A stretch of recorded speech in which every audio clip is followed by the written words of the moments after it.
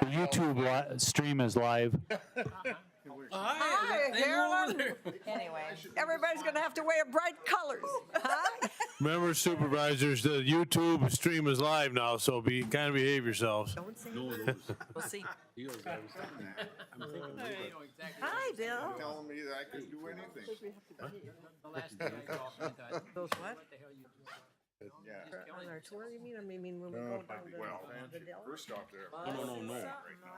If you're renting the We just were laughing. It looks like the meeting of the UN or NATO or you're kind of down in the I world don't there. know, I mean, all day. I got wording here, I'm gonna read it, somebody needs to make an amendment to, if you agree with everything there, you need to make an amendment. There's a little that, lever there. You gotta- Some of them don't even It's try not. anymore. kind was that? I asked him this No, afternoon, he the same will. I thing. just wanted to try it. Help him We out. talked about it. Oh, Exactly. you Yeah. noticed that? The supposed to lever have right it. behind I there. don't know, we're Yep, awfully far there, away. now you're getting up in the world. All right, good. Barely see ya. Okay, it's 6:45, and we'll call a public hearing, the presentation of the 2023, 2028 library plan into order, and have notice of the public hearing. Wendy Coleman, my executive assistant, has complied with Wisconsin open meeting law. Meeting agendas have been posted on electronic meeting notice boards located on the first and second floor of the Government Center, first floor of the Justice Center. A hard copy of the meeting agenda has been posted in the county clerk's office, and she has verified the proper posting of the meeting. This is the Barron County Board of Supervisors August meeting, and this was duly posted August 18th at 1:25 p.m. And this notice would cover, Mr. Chairman, would cover the public hearing and the 7 p.m. meeting of the regular meeting of the county board. Okay, thank you. So we'll have a presentation of the Barron County Final 2023, 2028 Library Plan by John Thompson, who is the head of IFLS and a renowned librarian guru throughout the state of Wisconsin. Yeah. Okay, it is on.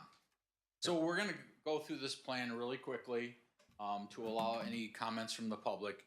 There will also be an opportunity during your regular meeting to ask any further questions if the public hearing time runs out. So we're gonna just, the plan was in your packet along with this slide presentation. So first slide here basically shows the members of the county board, the public, and the library directors that were involved in the planning process. And then Jeff French and I were consultants to the committee in terms of working through the county library plan. Much of the county plan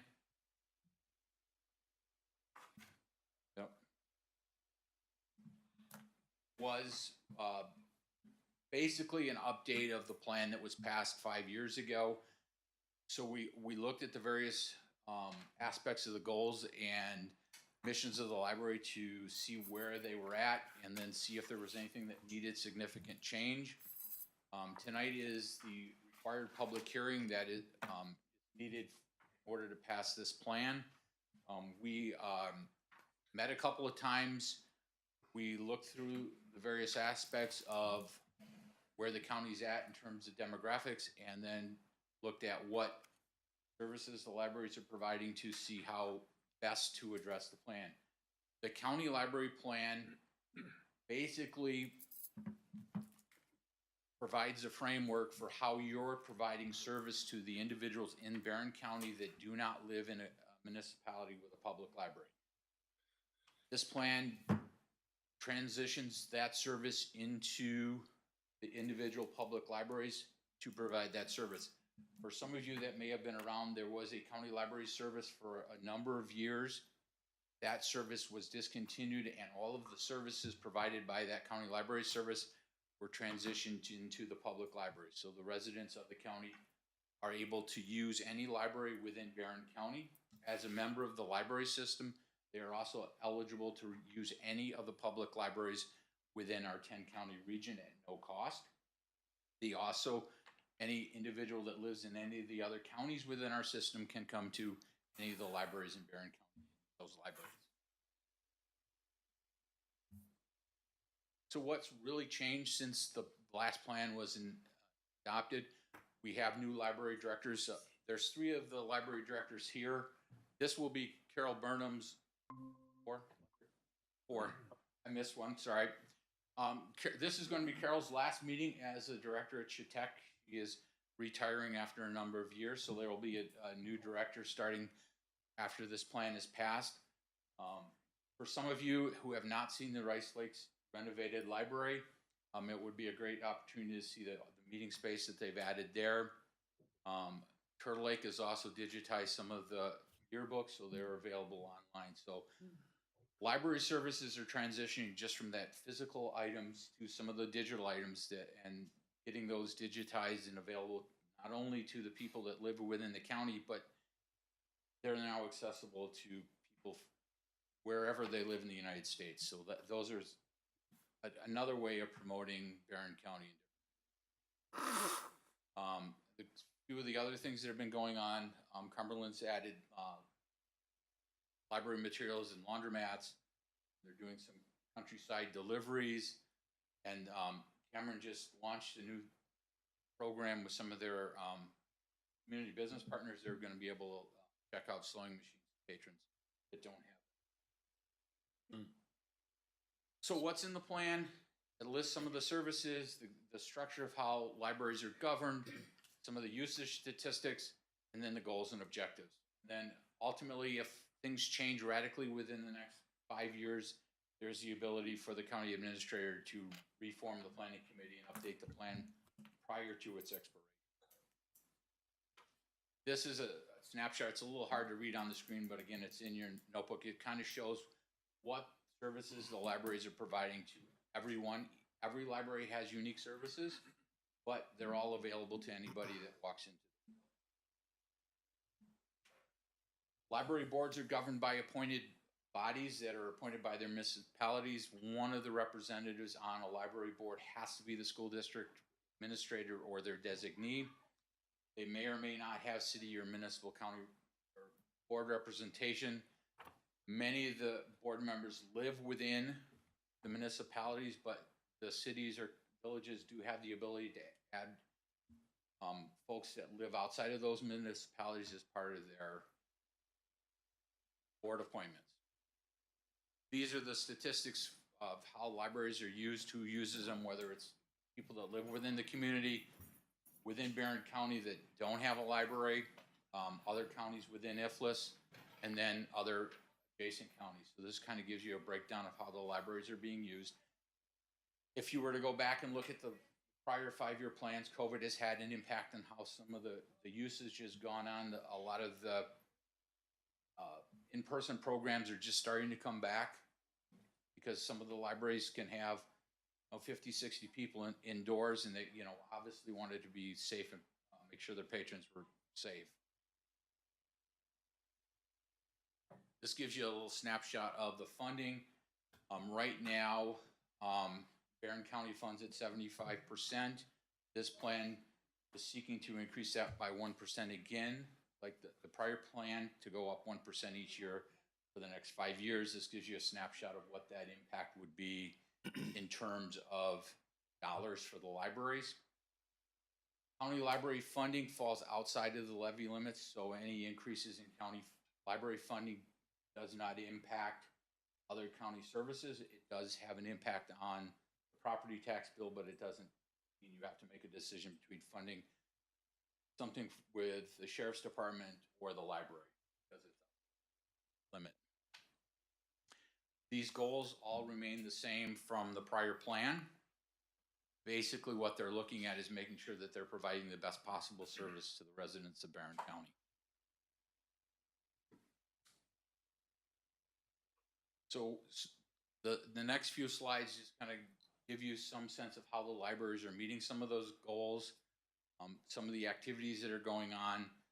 The libraries are really looking at going beyond what you would normally see as traditional library service and providing experiential learning for the patrons of the library, so they're able to learn and do at the same time without necessarily investing their own dollars to try to learn. One of the things that government and employers have done is shifted a lot of things to electronics. So very rarely can you find a job without doing the application.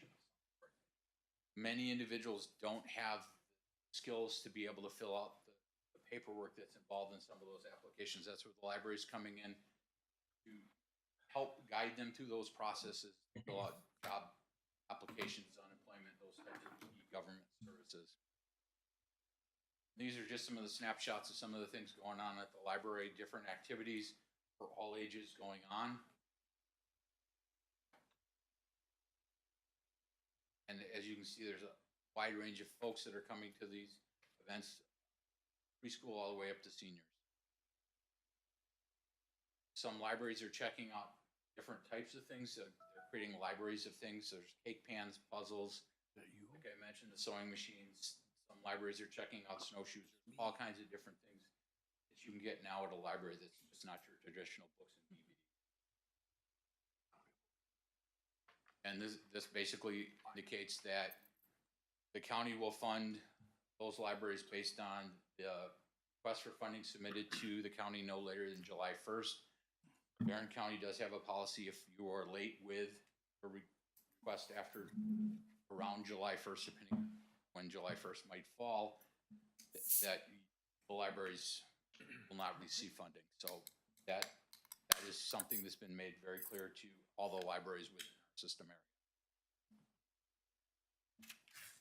And then again, the plan will be updated beginning no later than sometime the spring of 2027 unless something radically changes.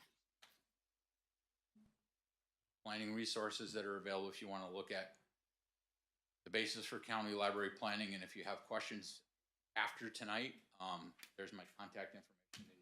Feel free as a county board supervisor to reach out via email or telephone. That's the nutshell of the presentation. So. Okay, thank you, John. Is there anybody from the public, which, the supervisors will have another chance if you want, but you're also part of the public. So is there any comments from the public regarding the library plan presentation? If they are, come up to the podium. Any supervisors have any questions at this time? Or- Okay, if you want, all right. He always does. Wait, because we'll have to, yeah, we'll have item number 7 on your agenda is to approve that plan, and so you have time to ask questions as supervisors that time, not the general public, though. So is there anybody from the general public that wants to comment regarding the library plan? Okay, if not, I guess we'll close the public hearing, and I guess we can't start the other meeting till 7 o'clock, so. And this is our, as everybody is aware, this is our new auditorium, new seating and audio visual.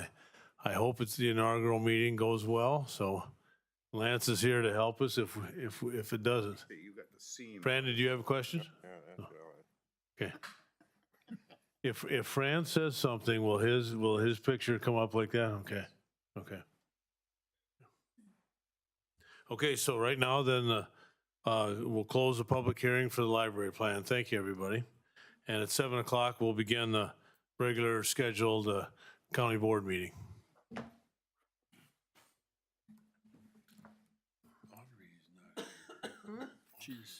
If anybody has any questions about their chairs, there's a piece of paper right in front of you that kind of tells you a little bit how to do it. We're going up and down. This is a little struggling, but There is a button that you push up here. Your neighbor can push it. That's it. Make controls. You're gone. So there's. and on your microphone, if that bright green light is on, that mic is live, so anything you say will come across on that. And YouTube and everywhere else. If you don't want that mic in front of you on, you just hit that push button in front of you and the light will go off. Which one? Sit there and hits this button down here, but it drops your seat. Have a- Can you Oh. sneak Do the we have a light on flag? and somebody next to you? Okay. Thanks, Craig. I want to know what button not to touch. If you look on that sheet, it'll tell you. Yeah, we get about that at Board of Adjustment. Got one, Jeff? Somebody's going to. Yeah, we got one. You're gonna come up and sit down. One's an ejection seat and one's electric. You might have to just hold it up. And to understand this, you gotta look at it like this. Oh, yeah, sure. Yeah, yeah, that's right. Cause I wanted the back a little stiffer. And I cranked in this thing, you know, won't crank it. Oh, there, I got a couple more. Yeah. It's pretty good. I didn't wanna fall asleep. Hear that we were gonna be here today. Just gotta keep cranking that clock. Hey, John. Stiffen it up. By the next Yes. time we have a meeting. we won't 13, be we got sitting 25 present, Well, I 26 present, and 3 online. So we're good. there. How are you? We gotta read the full page. Okay. What was wrong with that? How you doing? You can just hold it. Oh. District? Yeah. Or you can do the podium up there too. 9, 10. I don't know why, Find a flag. I don't know why they had to have a ramp up there. When we walk in and out up here. Didn't make any sense. There's the button. You already had the public I can ask notification. them. Yep, gonna ask that question. Did you have any? Actually, I asked that question when they were building. That big mic sticking out there. So you can push that to turn. Well, it used to always be there, see. And then if you don't have it, Yeah. I just shut mine off. Yeah, it'd probably be good, Mark. If you'd like to. If your light's on, it's light. If you want to head down there, we'll get it going. Well, that's just, I'm not gonna wait for Jeff. Over here on this side, right in the middle? Yes, I put it right on the order that they were received. Okay. Okay, okay. Are you ready, Jess? I think so, but I don't have the public- He already did it for both of them. I didn't look far Yeah. enough down. Let's just use that one flag. Just hold, can you just hold it right there? I gotta hold it to the right of you. Okay. Okay, it's 7:01, and we'll call the Barron County Board of Supervisors for Monday, August 22nd, 2022 into order and have roll call. All right. We all ready? Craig Turcott, Here. Dale Heineke, Here. Bob Rogers, Here. Diane Vaughn, Here. John Banks. You virtual? John's virtual. Yep. Put his fingers up. Terry Lee, Here.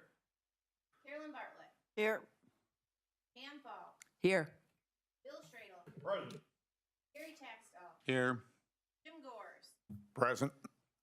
Gary Nelson, Here. Berta Mosentine, Here. Pete Olson, Here. Shut it off. Kathy Krug, Here. Carol Nolan. Here. Fran Langman, Here. virtual. Louis Oki, Here. Patty Anderson. Here. Randy Cook, Here. Gary McRoberts, Here. Marv Thompson, Present. Bun Hanson, Here. Stacy Wenzel, Here. Dana Heller, Here. Bob Anderson, Here. Sam Buchanan, Here. Audrey Kuselik, I think, He's online. Yep. Bill Efforts. Here. All right, all present with 3 virtual. Okay, and the public notification was handled before the public hearing on the library plan. So the next item will be the invocation given by Pastor Floyd Lundy from the First Baptist Church in Barron.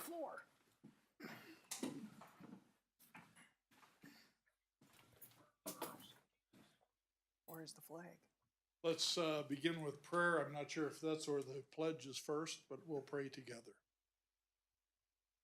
Thank you, Heavenly Father, for the privilege of having a government in a free and open country.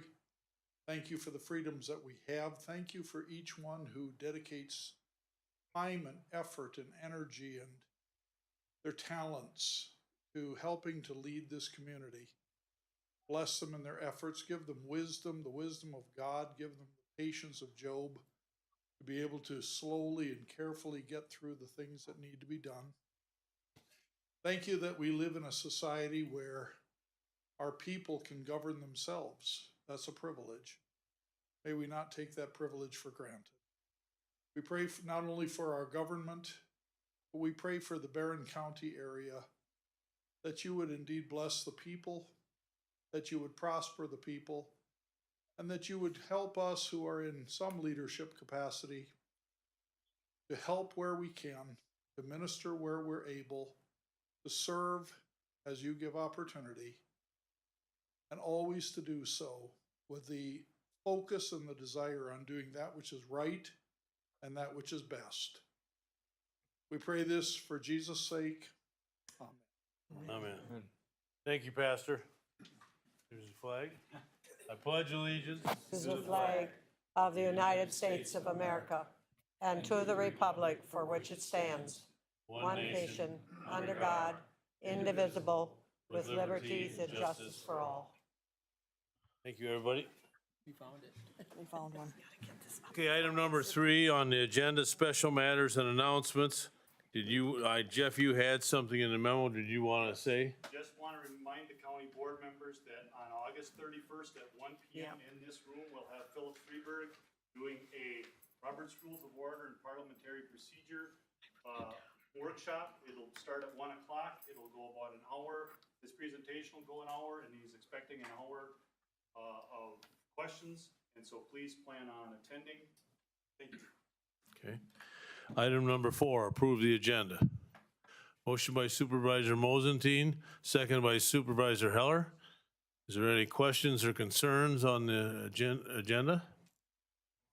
If not, all those in favor of approving that agenda indicate by saying aye. Aye. Aye. Opposed by the same sign? Okay, that motion's carried. Item number 5, approve the minutes of the July 18th, 2022 meeting. Motion by Supervisor Heineke, seconded by Supervisor Olson. Any concerns with the minutes? Not, all those in favor indicate by saying aye. Aye. Aye. Opposed by the same sign? That motion's carried. Item number 6, public comment. We have 4 of them, and the first up is Heidi Weiss, and I'm sure she's familiar with the routine to say your name and address. Can you hear me okay? All right. I'm Heidi Wise, 746 21st Street, Chautauqua. When COVID hysteria hit, I immediately lost multiple clients and thousands of dollars, not to mention tens of thousands of future income. I don't get paid if I don't work. Neither my husband nor I receive benefits. I was not eligible for the COVID hush money offered to businesses to excuse government-induced carnage. My son lost access to 3 months of school, then had to endure an entire year of subpar education with his breathing unnecessarily restricted, and his most stimulating and challenging activities delayed or canceled. Tens of thousands of dollars of current value were stripped from our family, not to mention the future value and damage that's harder to measure. In the meantime, government workers drew full paychecks and benefits well beyond what our family makes, regardless of whether they were actually doing their jobs. This was a powder keg. Those who work eventually resent being paid the same as those who don't. County officials should have anticipated this and managed expectations from the start. Then along comes COVID blood money in the form of ARPA, which actually stands for Always Resort to Preventing Accountability. Do county officials propose that we allocate the money to we the people who actually bore the greatest burden over the past 2 years? Of course not. Instead, they want to use the money to address a potential workforce retention issue caused by their own mismanagement. What's especially galling is knowing that many in this room think we need to excuse the confirmed illegalities of the 2020 election because it's in the past. I've been told that justice for election crimes serves no purpose for future election integrity. But throw a few bucks at employees now for failing to differentiate their commitment 2 years ago. Oh, that will totally keep them around forever. Why the difference? In the first scenario, you're the Grinch. In the second, you're Santa. Everyone wants to be Santa, especially with other people's money. I recall a comment made by one supervisor last month when speaking against the resolution to ban private money from election administration. He said, "You're all adults who are capable of making good decisions regardless of financial influence," as if this group is the first in human history that would never be corrupted by the lure of easy money. Yet here we are. It's time for county leaders to be accountable for decisions related to COVID. Face the wrath of hardworking employees who rightfully deserved, at the time, to be differentiated from those who didn't work, or dig into your own pockets to fix the problem now. Perhaps the pain of this consequence will help you remember to never do this again. Stop making we the people pay for your mistakes. Vote no for ARPA bonuses. Thank you. All right.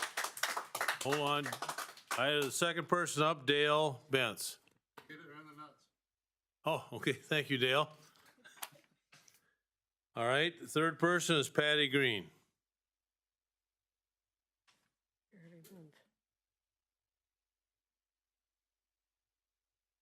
Hi, Patty Green, 1229 21st Street, Cameron. I'm here tonight to talk to you guys about the rules and procedures that you're currently going to pass. On section 201G, which is Rule 7, about addressing the board.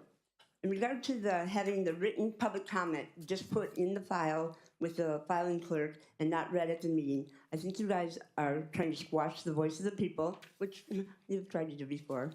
But if you do that, they're going to violate your oaths of office and what the founding fathers founded this country on.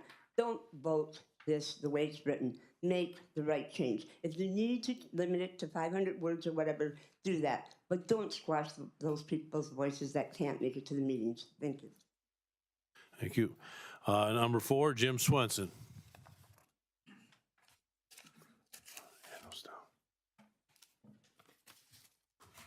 Good evening. Jim Swenson, 1127 East LaSalle, Barron, Wisconsin. Heidi pretty much hit that ball right out of the park. What I'll add to that, everybody seems to be caught up on this aspect that money is free. This is free money. Well, this taxpayer money, whether it came from us or somewhere else, it's still taxpayer money. Now, I don't know if you've seen the news. We're just hiring 87,000 IRS agents to come after the money, okay? Will it ever be replaced back to where it belongs? Probably not, but they are coming. They've announced that. And if we can't have enough moxie in this room to quit spending money, free money, we're just going to continue to, kick this can down the street. It's unacceptable. I hope to God you'll all vote this down. Okay? It just makes no sense at all. If you pay one, you pay them all. There should be no exception to the rule. And for those that you choose not to pay, you're going to create one change and create 2 new problems. Okay? I don't know how many employees we have. Those guys did their jobs. They did them well. I'm not aware of any that didn't get paid. Did any not get paid? But there was a lot of the public that did not get paid, that got shut down by mandates that now we find aren't really weren't supposed to be either. But there's no rewinding the clock here, okay? Let's just stop making the same mistakes. Wisconsin's the tip of the spear. Barron County's the tip of the spear. We continue to prove this. So let's do the right thing tonight and vote no on it. Thank you. Yeah. All right. Item number 7, approve the 5-year Barron County Library Plan for 2023, 2028. Yeah, you will. Could I get a motion to approve that plan? Motion by Supervisor Roberts, second by Supervisor Hanson.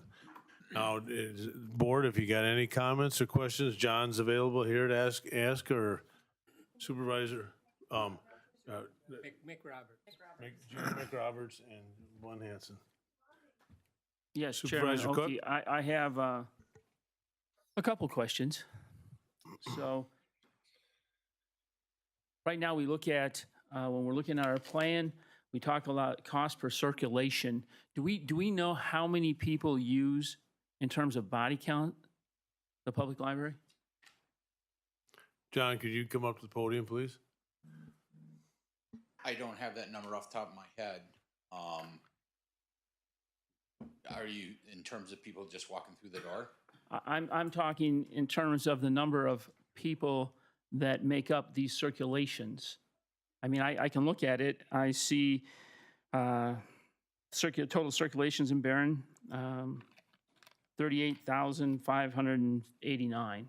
Do I know how many people that represents? Not the number, not the ratio of how many, was it 2,000 people or 10,000 people? We don't track that number and retain that information, no. Okay. So it's not, we do, the libraries do track how many visits and how much program attendance they have, but we don't track the individuals, how many items. Okay, thank you. Do we know people from out of the municipality, someone who lives in the county, but not a member of the municipality, versus the municipality folks who check out a book? Are they the same rate? When you break this down, are they, I mean, right now we're paying 75% of that actual cost. Does the municipality pay the same rates as the county board, or as the county? So the way the formula works is the total operational cost of the library is divided by the total circulation. Correct. And that number then is multiplied by the usage by the rural Barron County residents. And of that amount, you're currently funding 75% of that amount.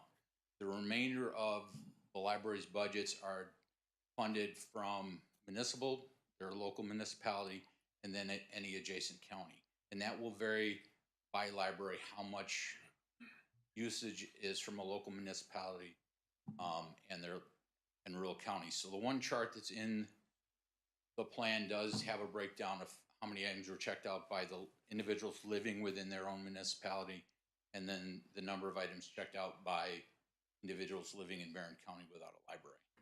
Okay, so if I look at Rice Lakes, Rice Lake had 55,288, and Barron County without a library was 45,056. So the 55,288 represents those folks living within the city of Rice Lake. Correct. And the 45,000 represents those folks not living in the city of Rice Lake. Right, correct, without a library.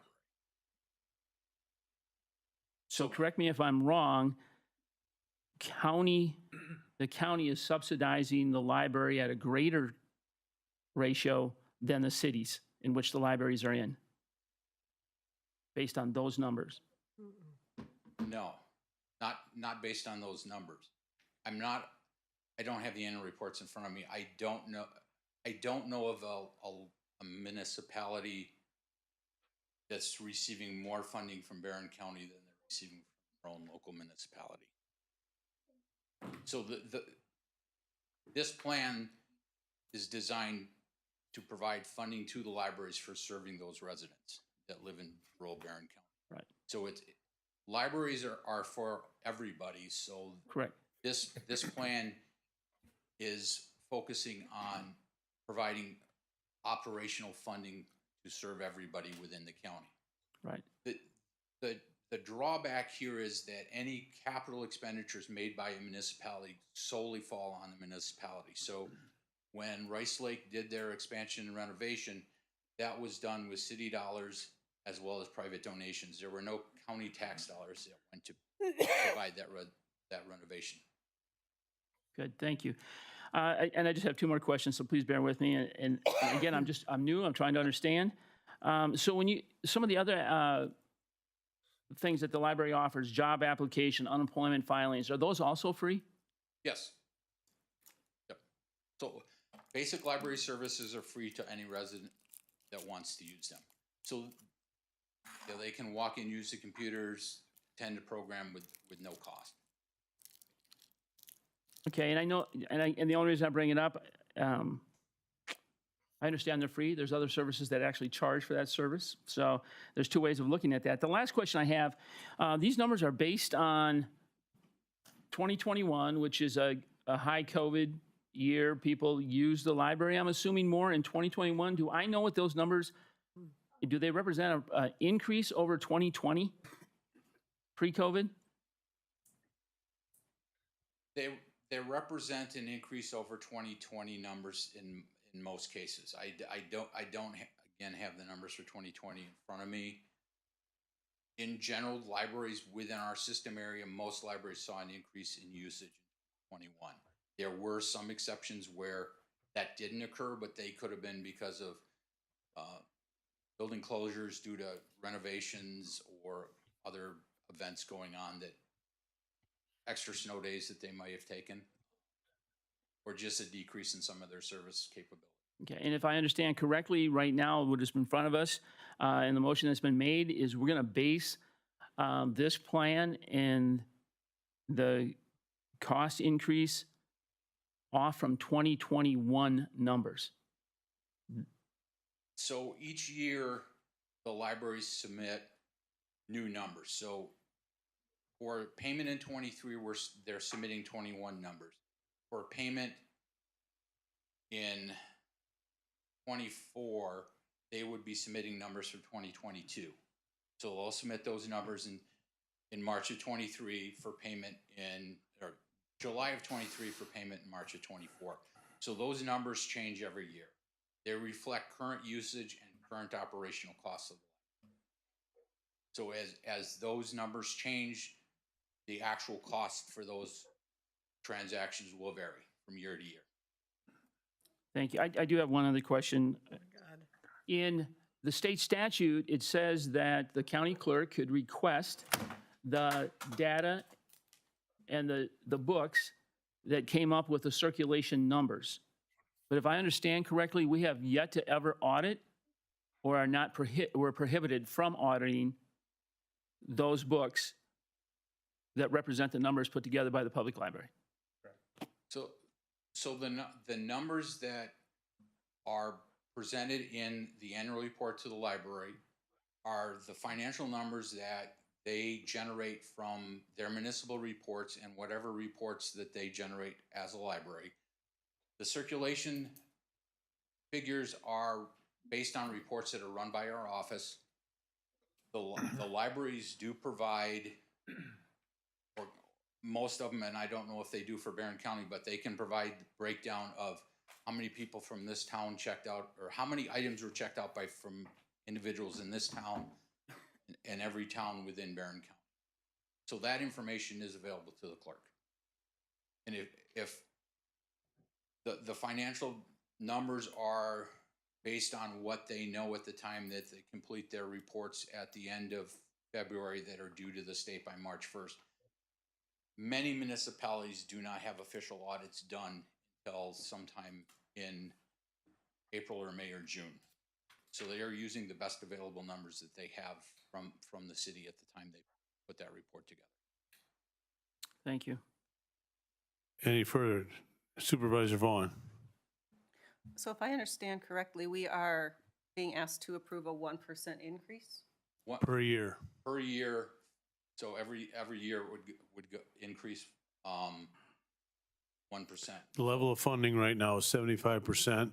It'll go up 1% every year until 5 years from now it'll be at 80%. So are we trying to work toward 100%? Is that what's going on? Well, some places do go 100%. There was discussion about going to 100% now, and that was not voted in. We went with 1% a year for 5% over the next 5 years.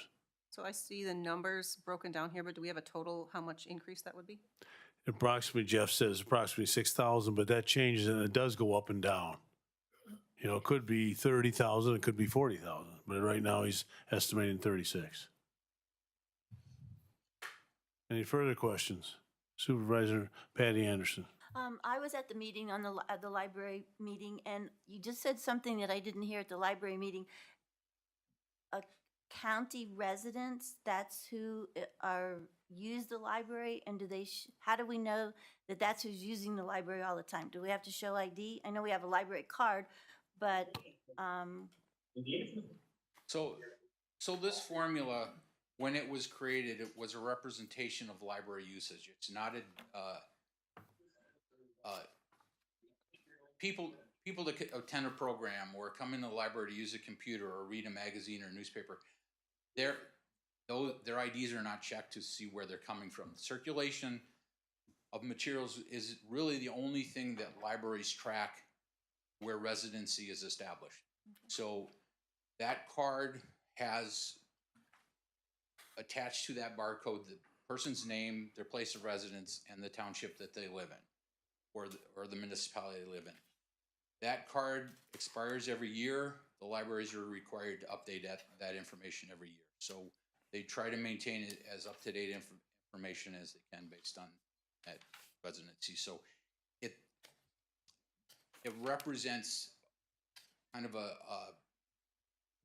way of determining how libraries are used by the general public. There may be more people that attend programs that live within the municipalities, but there also may be people that don't have the ability to go to a different city, so they're coming to the library to use programs, or their Wi-Fi broadband is bad in the rural areas, so they're coming to the library to use the internet or use the Wi-Fi that's available. okay, and there was another question. In the bathrooms at the Rice Lake Library, there was these little bags with little like deodorant and toothpaste and things like that. And when I asked about it, they said that they use that for people like homeless people, which I don't think is a bad idea, but then they can come in and they can take these bags, stay warm for the day, and then once the library closes, they leave. So is that a function of the library also? That is a function that some libraries choose to serve their community and looking at the needs of the community that are not being met in other ways. Libraries are viewed as a welcoming place for the entire community. Some people feel more at ease visiting a public library than maybe going to a government courthouse or a city hall or going to a different agency. They view the library as a place that they feel comfortable. And I know for the care packages that are in the restrooms, the library was seeking donations for those things. So they had a donation tree or pool out there for people to donate soaps and different products for individuals. Right, okay, so then now, is the library equipped to tell these people where they can get help? Because there's so many agencies in the county that can give these people help. So are they telling them where to go for help? Yes, that's one of the things that libraries are a place that people will come. They don't know where to go. Libraries have the resources. They know what services are available within their community, what's available at the county, and they're continuing to do the best that they can to serve their entire community and point people in the right direction. Some people are just not comfortable going up to a government building and saying, hey, I need help. But the library will see that person that will need help and will point them in the right direction. Okay, and then there's a log that they keep, like, we've sent so-and-so to here, or we recommend so-and-so to here with names? Nope. They refer folks anonymously. Okay. Any further questions? Supervisor Bartlett. I got a question relating to the funding. Is it, so this looks like a 5-year funding? Yes. So we're making a decision, from my perspective, for future boards. Yes. Is there opportunity, we've made this, if in fact we do this and we make this commitment, is that the budget then, or are they allowed to come back at some point in time if they want something different? I'm concerned about, I know it's not a lot of dollars, but we are making a decision for future boards. I believe Jeff has the authority to call, if he deems it it's out of line and we can't afford it, he has the authority to call a meeting of that board and it could be potentially changed. If I can, Carolyn, it is a lot of money. It's $600,000 with a 1% increase every year. And Well, it multiplies, yes. so it multiplies. But my point being, right now, at $600,000, that is $13.13 based on 45,000 population, and $600,000 for every man, woman, and child in our county. I know people that cannot afford $13.13. That's nobody in this room. Our current funding at 75%, I think is sufficient. We are required to do 70% by state statute without the ability to adequately audit or this is an unfunded mandate. It's legislated by law. If we go to 100%, there is no incentive to charge for the libraries are doing a great job. And it's a free service. But there are things in the library that people could pay something for. We are talking 80%, not 100. Yeah, I know. Okay. But every time we increase it, there's less incentive by the library to help us change legislation so that they can charge fees. I mean, we figured out free lunch at school. You know, there's people that qualify for free lunch and there's those that don't, and the life goes on and no one knows the difference. And those same types of things can be done, and I think it's behooved government to do that. So for that reason, I move to amend the motion to fund at the current 75% rate. I'll second that motion. Second by Supervisor Efforts. Okay. Suppose we're gonna go roll call. Yeah, any more discussion on the amendment? Otherwise, I'm gonna take a vote and we're gonna go roll call vote. All right, let's do roll call vote. If you vote yes, you're saying to keep it at the 75% current level. Fixed for 5 years. Correct. Chairman Oki, Yep. Or Supervisor Taxtell? approval of the 5-year library plan, it says the most important change is 1% tax levy increase over 5 years, or approximately $6,000 per year, not 600,000. 600,000 is the total levy that, when you go to our budget every year, that's approximately the number that we give to the libraries. This is a 1% of 600,000 is, you know. So we're still giving the 600,000. Oh, yes, we're giving more than It's an 600,000. increase of 6,000 per year. Correct, 6,000 plus if they stay the same. 18,000. Maybe right. Yeah, it's 36,000 for 5 years. Yeah. Jeff? It's more than that. Audrey's got a question. Audrey, go ahead. I think, though, that what some people might not understand is that the county has the opportunity to provide a library service to every county resident. That is what we are mandated to do as a government. We are choosing, in this case, to utilize our municipality libraries, but supplement the use of our county residents at an 80% of the circulation cost. Thank you. Okay. Any further, Jeff? Supervisor Rogers? When the current library plan, I'm assuming, has been in effect for 5 years. Correct. Was it raised 5 years ago? Yes. How much? The same thing. 5 years ago, it was 70%, and we raised it 1% a year for each of the 5 years. And we're doing, the proposed plan is doing that again this time. Okay. Jeff? I'd just like to point out that the 1% only applies to the $578,632 for in-county library service. Does not apply to the Act 420 or the out-of-county library at $29,383. That would be held constant. It's the $578,632 that would go up by 1% per year for 5 years. But that's been amended now to hold it at 75. Any further comments? Okay, let's take. Yeah, I'm taking, what we're doing is we're making, the motion has been made to keep the library funding at the present level of 75%, and it's been seconded, and if you vote yes, you are saying we want the plan to remain at 75%. All you're accepting is the amendment. Right. Then we have to go to the main motion. Accept the plan with the amendment. Right, right, yep. Okay, so again, a yes vote means you're going to keep it at 75%. Again, we'll vote on the main motion afterward, but that would be at that 75% level if you vote yes, if it's a majority. Supervisor Olson? So it's the municipal libraries then that are picking up the rest, so. Correct. They're subsidizing Barron, Rice Lake, Cumberland, for people that don't live in their communities. That's correct understanding? Yes. Yeah. You ready? Go ahead, Jess. All right, Dale Heineke, Yes. Bob Rogers, No. Diane Vaughn, No. John Banks, No. Terry Lee, Yes. Carolyn Bartlett, Yes. Pam Fall, No. Bill Schradel, Yes. Gary Taxdell, No. Jim Gores, No. Gary Nelson, No. Roberta Mosentine, Yes. Pete Olson, No.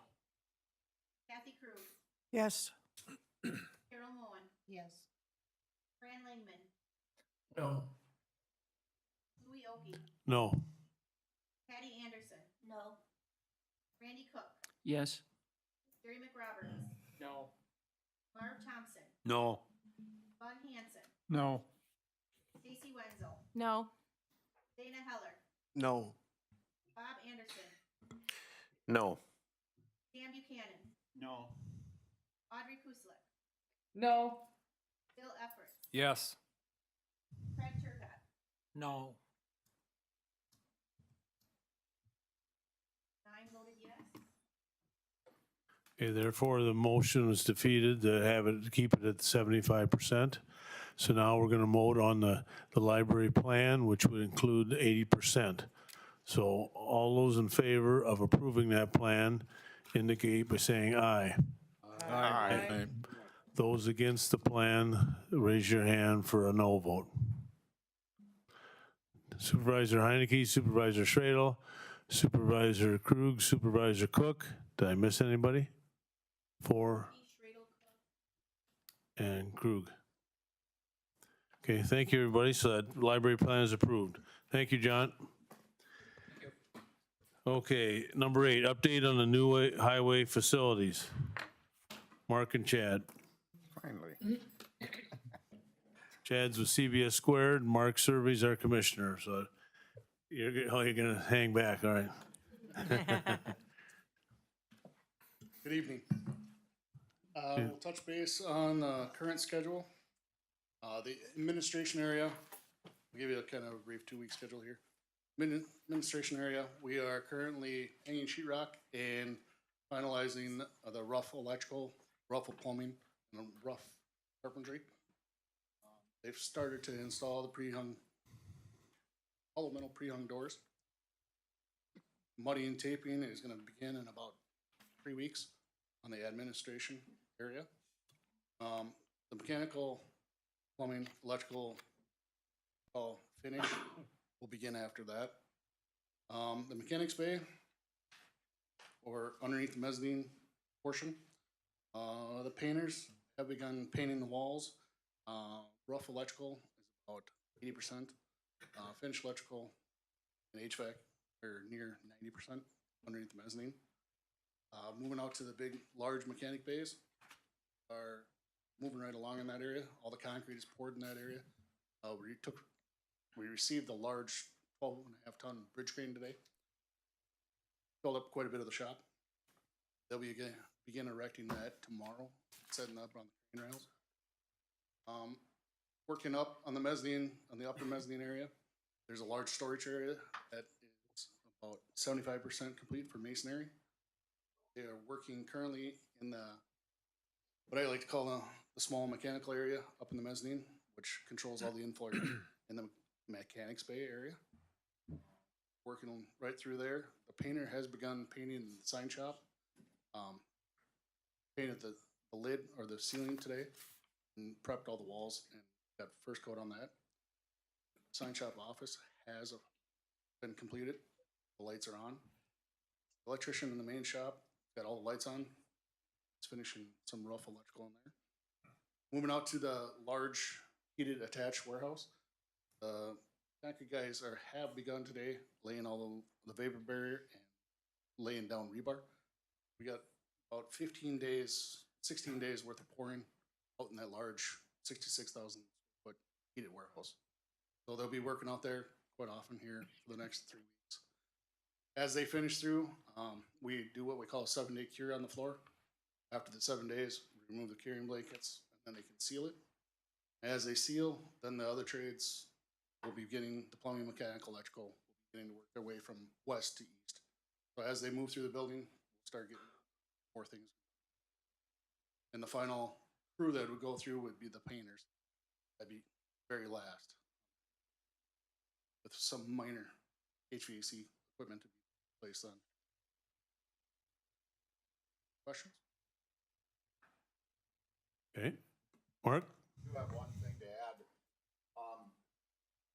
We're doing floor finishes now, starting in the office with sealing and staining of the concrete. So it's important that we're not walking around in there, so if you are coming in after hours and wandering around, please do not do that, because you could walk on something and spoil the finish and we'd have to start over. So please stay out of the building. Really want to come and see the building, talk to me, talk to the folks. Yep. Stopping in the job trailer, talk to Get myself. a tour. But there's areas now where we're trying to keep people out of because we have floor finishes that are now curing. We'd be more than happy to give you tours and walk you around the building. Supervisor Gores? Where's the wash bay at? The wash bay is. Is it 98 totally going or not? No, we're still trying to find a card reader that will work with your badge system and your fuel system current. Okay. The current vendor could not meet the expectation. Supervisor Buchanan? Do we have a scheduled completion date? Scheduled completion date, we had a large, comprehensive meeting with all the project managers and all the construction guys last week. What we call Area A, or the admin area, is furniture install is the week of Halloween. Owner would move in 11/11 this year. Area B, the mechanics A. Furniture install, what we call furniture, which is pallet racking and tool storage, starts on 10/15, and we would move mechanics in on 10/28. The week of 10/17, we'd start demoing the old building as soon as we got the new, the mechanics into the new building. Any further questions? Not, thanks, Chad. Thanks, Mark. Item number 9, ordinance, amendment to the ordinance 2022-5 designating additional portions of county highway as ATV routes. As Jeff pointed out in his memo, there was an inadvertent area omitted from the change, and all this ordinance does is include that like they wanted to begin with. So I get a motion to approve that. Motion by Supervisor Rogers, second by Supervisor Thompson. Any discussion? Not all is in favor of approving that ordinance indicate by saying aye. Aye. Opposed, says by the same sign. That motion's carried. Item number 10, zoning ordinances. There's 2 rezonings. Can I get a motion to approve those 2? Motion by Supervisor Cook, second by Supervisor Heineke. Any questions or concerns? Not all is in favor of approving those 2 zoning amendments indicate by saying aye. Aye. Opposed by the same sign? Okay, that motion's carried. Item number 11, Barron County Rules and Procedures, the second reading. I've got 2 items. On page 44 of 80, I think that first word, virtually, we got 2 V's in it. You know, you might want to change that one. And what else? There was some language that Corp Council has addressed at the Rules and Procedures. Executive unanimously approved the ones that's presented to you, except executive, they wanted basically this wording. It says right now, county board member may virtually attend county board meetings.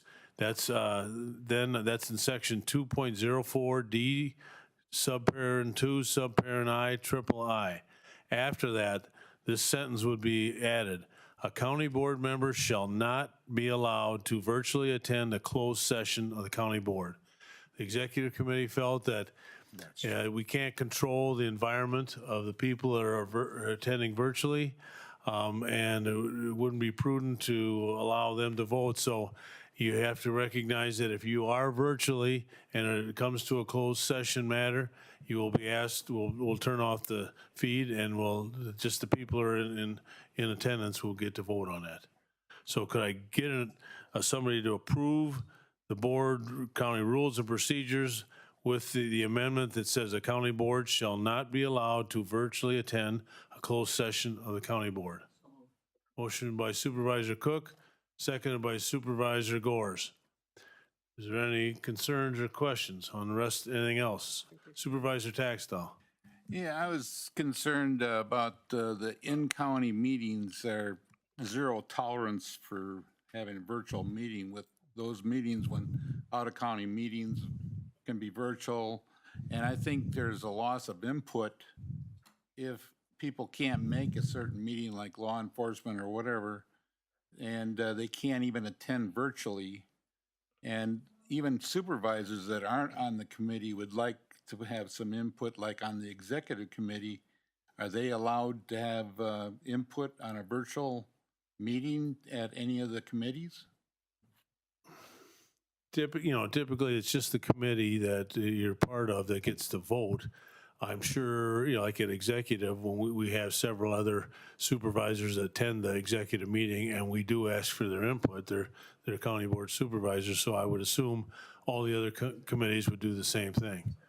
But they will not, the way the rules are written, if you're on a county-controlled committee, you have to be in attendance, unless it's one of the about 20 or so that are basically, we as county board here do not set that meeting, where they're outside influences set that meeting venue and type virtual, hybrid, or all in person.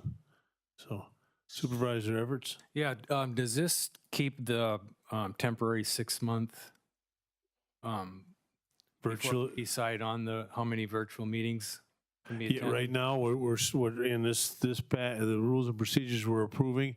We're going to temporarily keep virtual meetings as an option until December 31st of 2022, and hopefully with meetings like tonight, we'll be able to have a better understanding of and feel about our system, and there'll be some time in that area that we'll decide then, are we going to allow virtual meetings, how many, that kind of thing. So And that'll be a separate vote then? that'll be a separate vote. Okay, Oh, yes. thank you.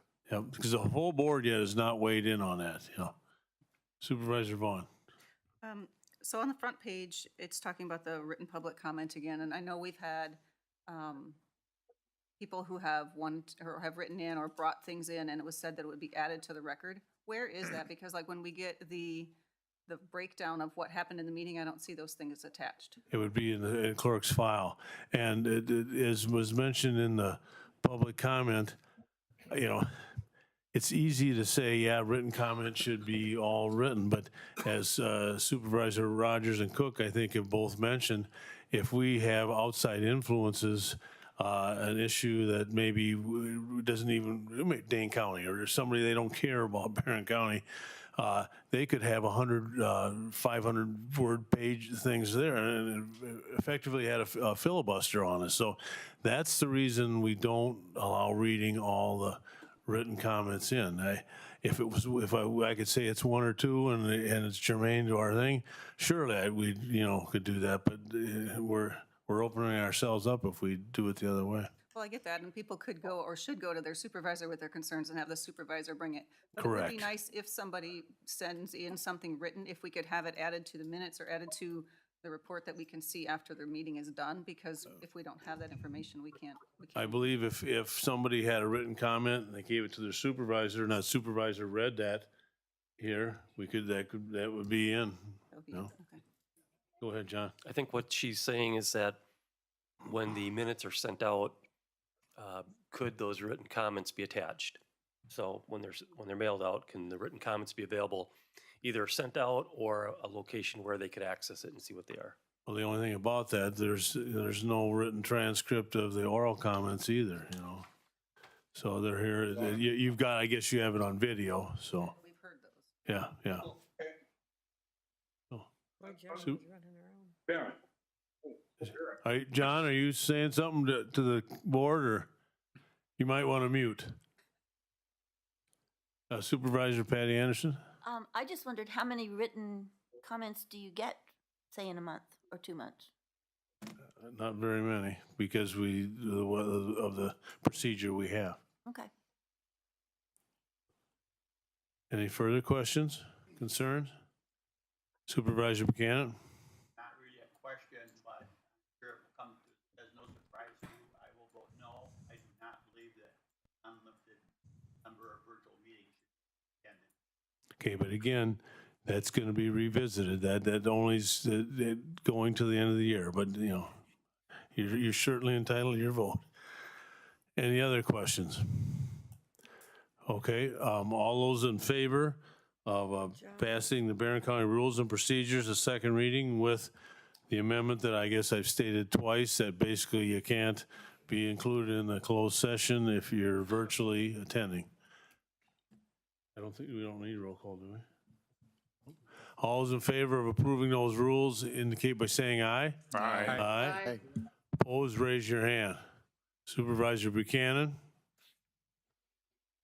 Yes, the only one. Okay, so that those rules and procedures pass. Thank you.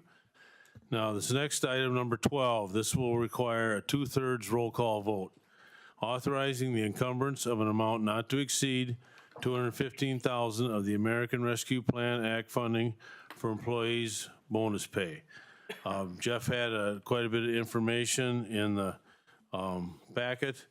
As you can see, they talked about the executive committee was unanimous in doing this way. They're basically giving the healthcare and the sheriff's department, the people that were in harm's way, $1,000, and every other employee $500. This will apply to those people that were here during the COVID and are still under the employment of Barron County.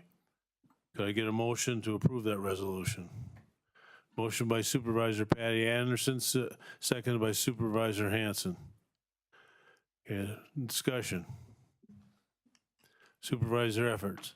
Yeah, I noticed in all three of the options, there was a kind of confusion on who worked from home and how they could be identified. Has that been straightened out? It would given authority to Rachel Ritchie and Jeff French to iron those out. No, the executive committee in the resolution specifically says, the resolution specifically follows the direction of what the executive committee said, so we're gonna follow that. What's in there.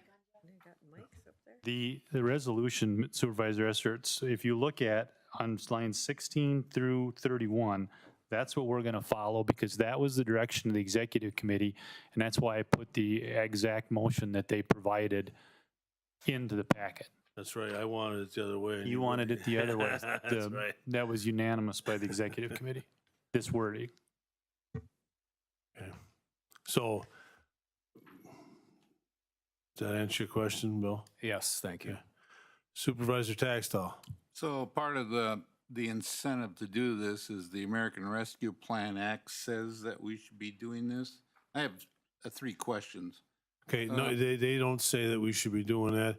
We had kind of, as an executive group, I don't want to say kick the can down the road, but as a public comment made aware, there was division, you know, who gets it, how's people going to feel if, you know, they get it and somebody else doesn't. And so we had not acted upon that up till now. And I think the emphasis for us acting now was that we're trying to retain the employees. We're thinking this is a way of giving them some recognition with ARPA funds, and I know it is taxpayer money, but we're giving them with ARPA funds, and the idea to hopefully reward a little more of the people we know that were right on the front line of the COVID issues. And basically the private industry, other municipalities are doing it. That doesn't mean we should have to do it. You know, I know all those cliches and things, but that I can just tell you, that's what the executive committee decided to do. Did anybody have a loss of pay? Is this a bonus check also? I need to, if it's a bonus check, it's, the withholding is at about 48%. And you get the rest of it when you file your income tax. So the actual money you get is a lot less than what you're saying here. And most of the time, when raises are given out, the studies show that in 2 or 3 months, people have adjusted to that raise, and it doesn't create any loyalty or anything like that. So I guess, did anybody have loss of pay? And is this taxed as a bonus check? It's besides taxed, the it's payroll? taxed as a bonus check. So it's at 48%. I don't know. I'm not going to get in the weeds on that, but it's taxed as a bonus check. So I just, you know, it's not a popular thing for me to say, but I don't support this because I think it's a flash in the pan and it's not going to retain anybody. Again, you're entitled to your opinion. Oh, thank you. You bet, Gary. All right, Supervisor Terry Lee. I have a problem with it because it's kind of like across the board recognition where some people will not or not get it proportionally. And I'll give you an example. Somebody that worked maybe even part-time to make sure Deals on Wheels continued. Where are they? It's like a slap in the face to them. I have a problem with it. I don't think it's productive. Okay. And a lot of people have trouble with it. Well, we're going to vote on it. Supervisor Bob Anderson. I have had several phone calls on this, and none of them were in favor of it. I think everyone that's mentioned here did a fabulous job, and they're we're grateful to have them. The comments that I was getting is that there was an awful lot of other people that were also considered essential workers throughout the county that had to work through this and so forth. I wouldn't be doing my job if I didn't tell you that I've had numerous phone calls about this, that we should not do this. Thank you. Anyone else? Supervisor Vaughn. Yeah, I've actually checked with quite a few people. I did a poll. I've called some people. Just some numbers. I've heard from or talked to 88 people, and 9 said yes, this was a good idea, and 79 said no. They did not support this. One even went so far as to say it was offensive because 2 years ago the government was telling people your job is not essential. You have to stay home, close your business, and now the government wants to turn around and give themselves a bonus. And so this person particularly found it very offensive. I also talked to the CEO of a major employer in Barron County, and they said there is they see no way that $1,000 would keep an employee here. The package that they have for fringe benefits as a government employee is far more important than a $1,000 bonus would be, and they don't think that that would help keep anyone here. While I do agree, I really am thankful for those who stepped up and those who have served. There is an aspect to where that is part of their job, and I appreciate them doing their job, but I can't justify asking the taxpayers to pay $215,000, especially when I know 90% of the people that I talk to are not in favor of it. You're hitting all the points, you know, that have been brought up. They're all valid points. Supervisor Hanson. Just one comment. I would vote in favor of this, and I can understand what the other people are saying against it, but at the same time, I wonder how many people didn't accept their Biden money and sent it back. Well, I don't have any stats on that. Anyone else?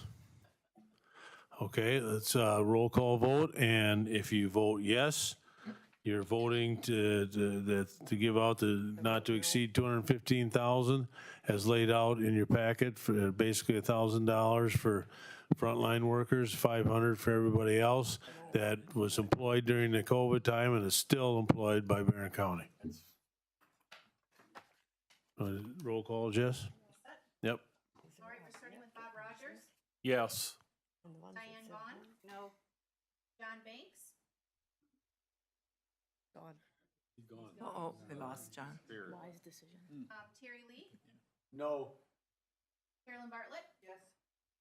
Pam Fall, Yes. Bill Schradel, No.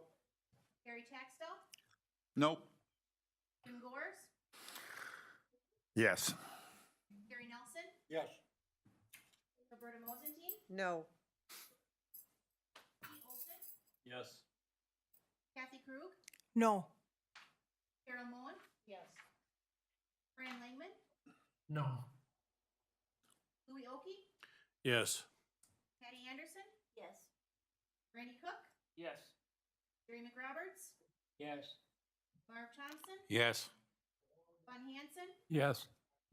Stacy Wenzel, Yes. Dana Heller, Yes. Bob Anderson, No. Sam Buchanan, Yes. Audrey Kuslick, Yes.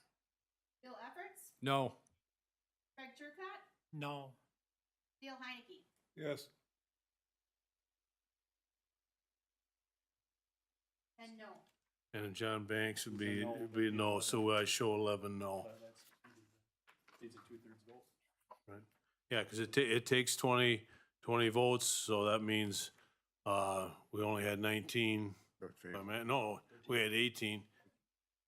Yeah, 18 to 11, so that motion is defeated. We needed 20 votes. So therefore, there will not be. Supervisor Olson. Did you include Supervisor Banks' vote? As As a no. As a no. It has to be 20 votes to pass, so it's, even though it's an absent, it's considered a no. Yeah.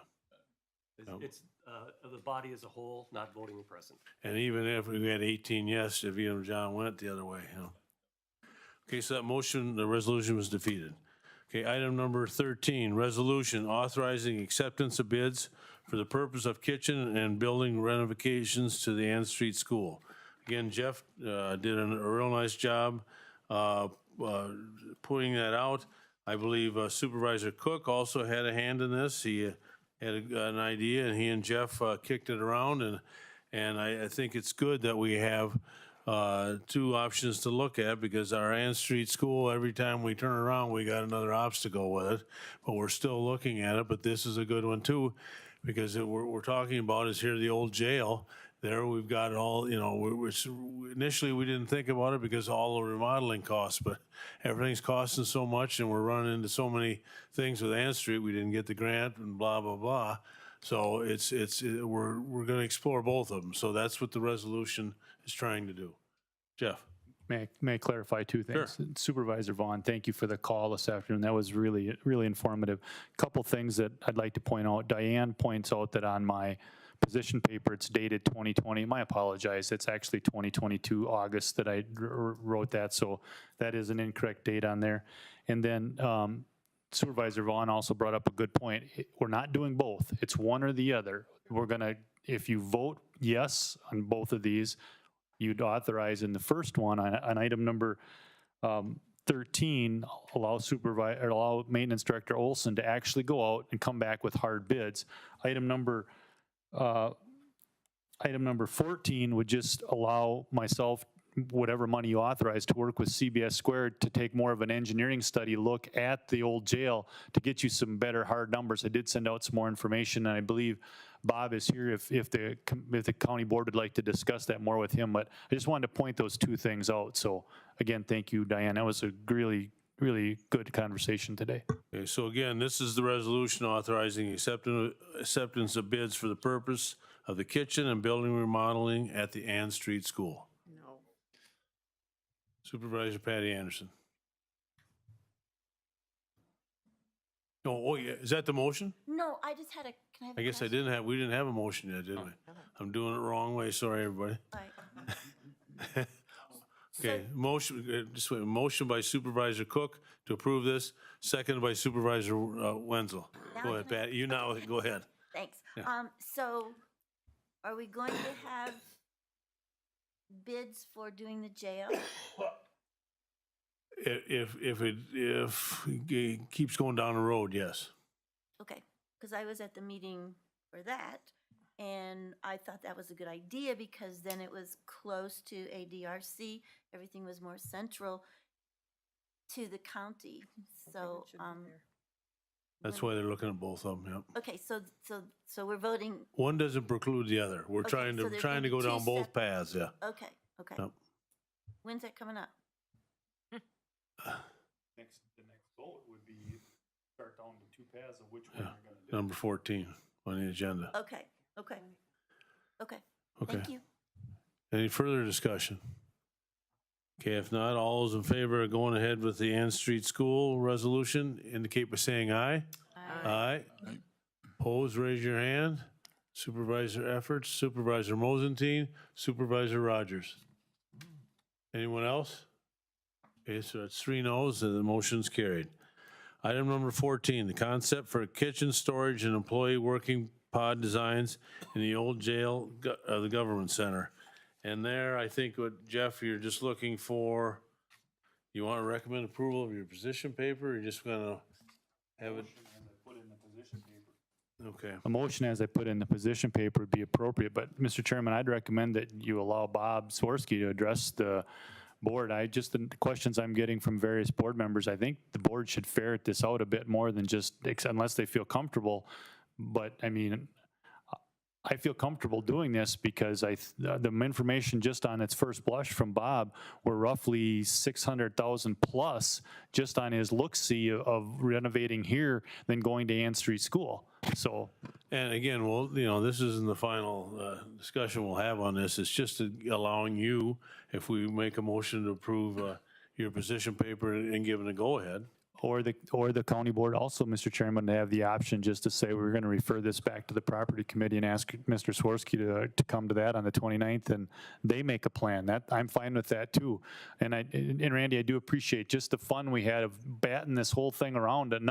One more, the 6th time around, you kind of thought, wait a minute, maybe we should do this one more time, because maybe it's not now so expensive to start cutting bars out of cement versus insulating, 60, 80 foot of 62-year-old wall. Mr. Chair? Yep. I may be a little confused. Okay. The last motion that I made, and it was seconded and passed, I thought we were approving a look at both. No. That was a motion that, it's my rhetoric, but it's a motion basically to go ahead and get bids for the Ann Street School. What we need a motion now is to go ahead and continue to explore renovating the old jail. Whether we recommend Jeff's position paper or recommend that we refer to the property committee for the old jail area. I do apologize because I misunderstood. When you talked about going down both paths to look at the options, not zoning in on one, otherwise I would not have made that motion, nor have I supported it. Okay, well, I suppose that it's part of my error, then it's my rhetoric saying that, I'm putting these two together, that we're gonna look at both of them. So I'd like to go down and explore both of them. I think it's in the best interest of the county. So you made a nice appropriate motion that we would keep looking at Ann Street School. So you can make a motion here to do that with the old jail, and you're getting both. I so move. Are you making a motion to refer this back to the property committee, or recommend Jeff's position paper and we continue to explore the Ann Street School? I move that we send this to the property committee. I'll second. Okay, motion by Supervisor Cook, seconded by Supervisor Everts. Is there any further discussion? One question, I think you said the property committee was the 29th? 29th at 1 p.m. Okay, 29th at 1 p.m., okay. Okay. There was another one before that on the 31. No. Any further discussion? Question, please. That's the other meeting right there. will we be able to talk to Bob at that meeting? Just Yeah, so yes, we know? Bob will be at that meeting, Okay. right, Bob? Yeah. Okay. Okay. All right. Any further discussion? Chairman, the reason that I'm interested in, if we're going to remodel and do a kitchen, we have a fixed asset here that we know is part of a building that hopefully lasts another 50, 60, 70 years, where we're not sure about the Ann Street School. And out of niceness, I wanted to look at both. And I guess I'm Good for still willing to do that. However, I do really support this project, looking at this, because it is a fixed asset we can invest in, and it centralizes our government Right. and the location in terms of maintenance, people have plowing, taking care of the building. It's all right here. right. And we get to use those funds to really fix up an asset that we know we're going to be here for quite a while. I get it. Any further discussion? Supervisor Turcott. How accurate do you think the bids would even be on Ann Street School when you're throwing it out as a proposal? You know, I mean, contractors don't really like the practice when it comes to. Go ahead, Jeff. You know, We asked Mr. Swirsky about that, and when we were looking through the jail, and he said, I believe I can quote him, it might be 6 or 8 months out before a reputable contractor would even start on Ann Street School or any of this, but we still got to get some look-see. You know, talking to Steve Olson, you know, you're talking maybe 24 months for a new air conditioning unit. So, but we still have to, we're going to have to come up with something here, because it's one or the other, but that's my comments. Any further discussion or questions? Supervisor Patty Anderson? Can we take a tour of the old jail to see exactly, like, for our own benefit? That was a question that was at the meeting. It probably wouldn't be a bad idea for the property committee to put that on the agenda, and then let anybody else that wants to attend that property committee to go along with it. Because I think I happened to take the tour with Jeff, and it was very informative. I couldn't believe, it was eye-opening to me. It's not very fancy. It's a lot of jail cells. But it'd be worthwhile. And we've lost the keys, by the way, so you might want to stay on the one side. I'm just kidding. It's worthwhile. I couldn't believe how much room there was in that. And there's in the kitchen there and blah, blah, blah. So, And you know. In commission, they asked that if they could have a tour of the commission. Information is power, you know, so yeah. Perfect, thank you. Yep. Anything else? Okay, if not, all those in favor of referring this proposal to the property committee indicate by saying aye. Aye. Aye. Opposed, raise your hand. Okay, it's unanimous. Thank you, everybody. Okay, item number 15. Again, this is a 2/3 roll call vote.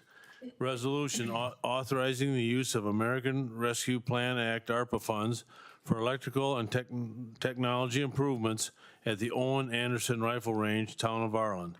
And Jeff, again, did a real nice job in the packet explaining what was going on there.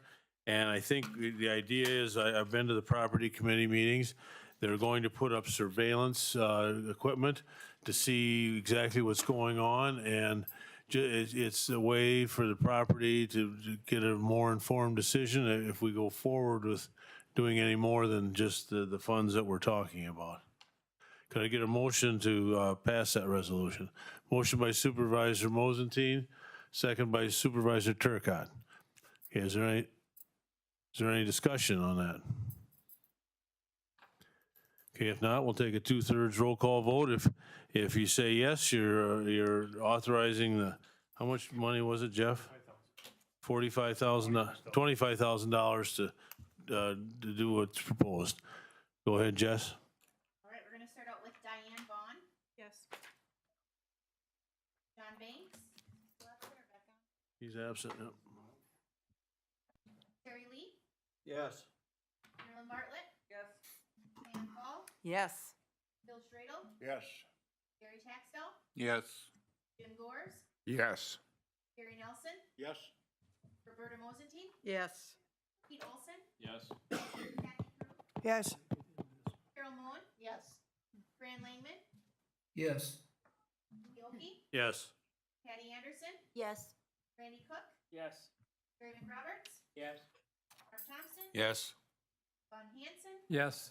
Stacy Wenzel. Yes. Dana Heller. Yes. Bob Anderson. Yes. Stan Buchanan. Yes.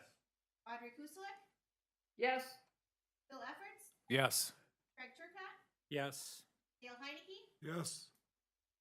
And Bob Rogers. Yes. All right, all present voting yes and one absent.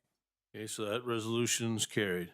Item number 16, American Rescue Plan Act expenditures. Jody's got a list out there. Does anybody have any questions about that? Seeing none, we'll move on. Item number 17, report from the county administrator. Any questions for me on my update? I think I'd mentioned the Chetek Dam, I believe, has been owned by the county since 1972. Supervisor Banks and others on the property committee have been looking for several years to see how to make improvements. That's one of the most heavily fished areas of the county. And so that's just a plan to be worked into the 2023 capital improvement capital outlay plan.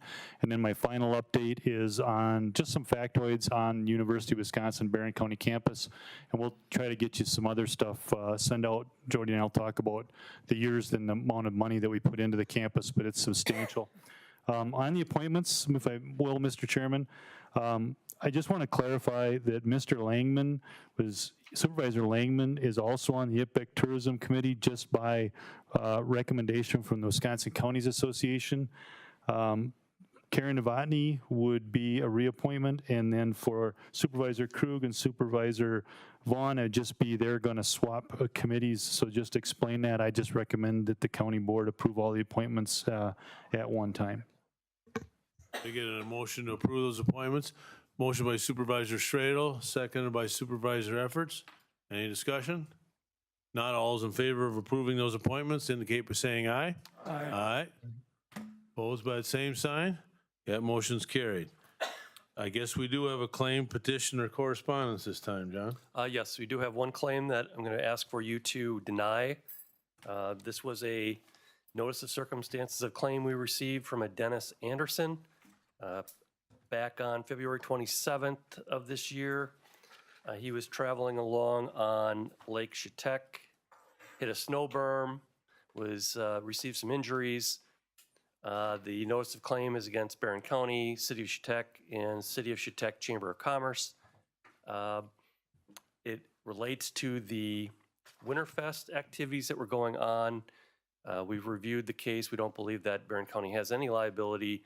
We weren't responsible for the Winterfest, weren't responsible for putting berms on, weren't responsible for the alleged injury. Our insurance carrier is requesting that we deny this claim. Motion by Supervisor Buchanan to deny that claim, seconded by Supervisor Rogers. Any discussion? Not all is in favor of denying that claim, indicate by saying aye. Aye. Opposed by the same sign? That claim is denied. Suggestions for future items, Jeff had them in his packet.